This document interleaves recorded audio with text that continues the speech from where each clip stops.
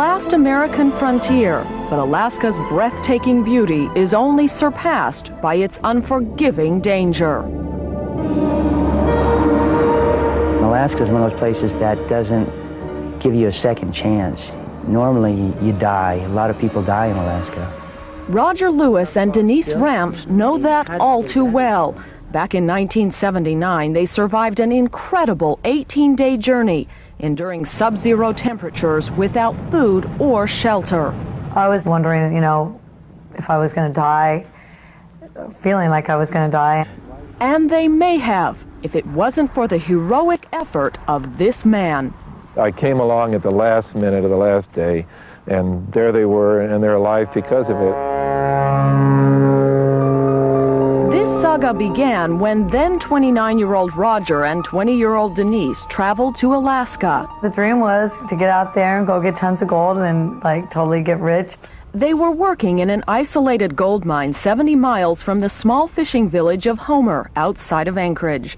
The only ways in were by sea or air. It was just the two of them and their dog Nuka, and their only means of survival would be a monthly delivery of food and supplies. No man's land. That's where we were, basically no man's land.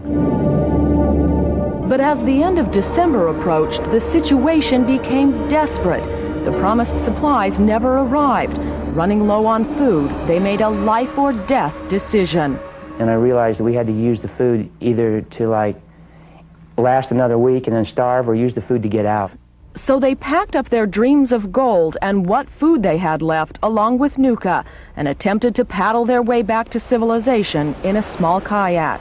Basically, we got sucked into a trap. On the 5th day of their odyssey, exhausted, they decided to camp for the night on a rocky beach, still some 50 miles from help. That's where disaster struck. I remember seeing bubbles going. I was under the water. A night storm had blown in, and the pounding surf had washed over them, scattering their supplies and shattering their kayak. They were left with only the clothes on their back and a rifle. The only way off the beach was straight up a sheer cliff. That's when the prayers started. Fighting hypothermia, they somehow survived the frigid night, and the next day crawled inch by inch up the cliff. But the worst was yet to come. We have no fire. It's 10 below zero at night.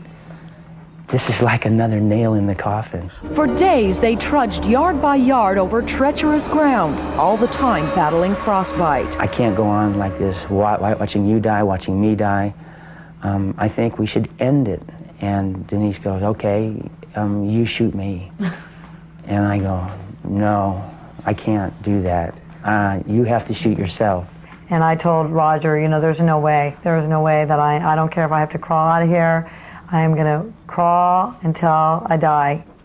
Meanwhile, back in the village of Homer, pilot Bill DeCraft had been asked by the owner of the gold mine to check up on the couple. When he discovered they had left, the Coast Guard was dispatched. However, after the kayak was found, it was thought they had drowned.